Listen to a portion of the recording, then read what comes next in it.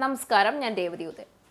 നാവിന് എല്ലില്ലാതെ വായിൽ തോന്നിയത് പറഞ്ഞു നടക്കുന്ന നേതാക്കന്മാർക്ക് അവസാന താക്കീത് നൽകി മോദി രംഗത്ത് വന്നു.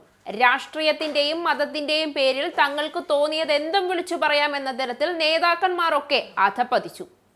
അത് സമൂഹ മനസാക്ഷിയുടെ മുന്നിൽ എങ്ങനെയാണ് വിചാരണ ചെയ്യപ്പെടുന്നത് എന്ന് പോലും നോക്കാതെയാണ് പലപ്പോഴും നേതാക്കന്മാരുടെ പ്രസ്താവനകൾ. സാധാരണക്കാരുടെ വോട്ട് കൊണ്ടുകൂടിയാണ് ജയിച്ചതെന്നും തെറ്റായ പരാമർശങ്ങൾ അടുത്ത ഭരണം പിടിക്കുന്നതിൽ പാർട്ടിക്ക് വലിയ വിലങ്ങുതടിയാകുമെന്നും ഓർക്കാതെയാണ് പലരും ഓരോന്ന് വിളിച്ചു പറയുന്നത്. അടുത്തിടെ BJP നേതാക്കന്മാരുടെ അനാവശ്യ പരാമർശങ്ങൾ BJP നേതൃത്വത്തിന് കടുത്ത തലവേദന സൃഷ്ടിച്ച പശ്ചാത്തലത്തിലാണ് അനാവശ്യ പ്രസ്താവനകൾ നടത്തുന്നവർക്ക് മോദി കൂട്ടിട്ടത്.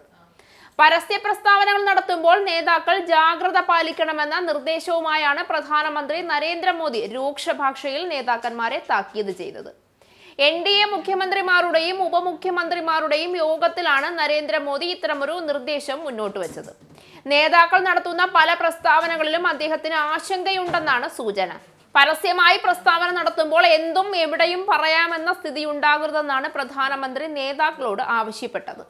ഓപ്പറേഷൻ സിന്ദൂറിൽ വലിയ പങ്കുവഹിച്ച ഇന്ത്യയുടെ അഭിമാനമായി മാറിയ സോഫിയ ഖുറേഷിയെ മുസ്ലിങ്ങളോട് അവരുടെ സഹോദരിയെ കൊണ്ട് തന്നെ പകരം ചോദിച്ചു എന്ന തരത്തിലുള്ള BJP നേതാവിന്റെ പരാമർശം വലിയ വിവാദങ്ങൾക്കാണ് തിരികൊളുത്തിയത്.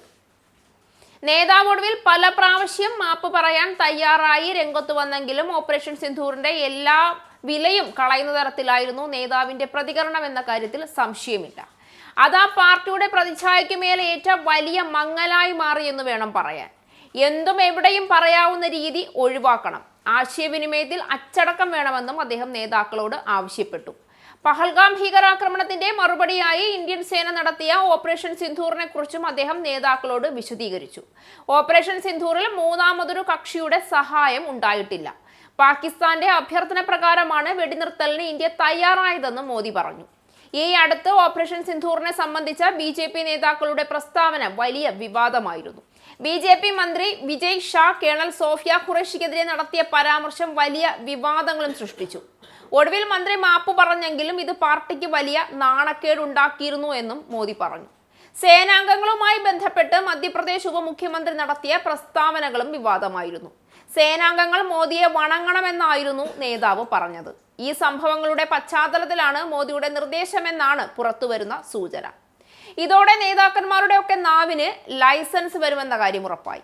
അനാവശ്യ വിവാദങ്ങൾ സൃഷ്ടിച്ചു വയ്ക്കുന്ന പരാമർശങ്ങൾ നടത്തിയാൽ കടുത്ത അച്ചടക്ക നടപടി നേരിടേണ്ടി വരുമെന്ന താക്കീതും BJP നേതൃത്വം നൽകുന്നുണ്ട്. രാഹുൽ ഗാന്ധിയുടെ ഉൾപ്പെടെ വിവാദ പരാമർശങ്ങൾക്ക് അതേ ഭാഷയിൽ മറുപടി പറയുന്നതും BJPയുടെ സ്വീകാര്യത ജനങ്ങൾക്കിടയിൽ കുറയ്ക്കാൻ കാരണമായിട്ടുണ്ട്. ഇങ്ങനെയുള്ള വിലയിരുത്തലും പാർട്ടിക്കുള്ളിൽ നടക്കുന്നു.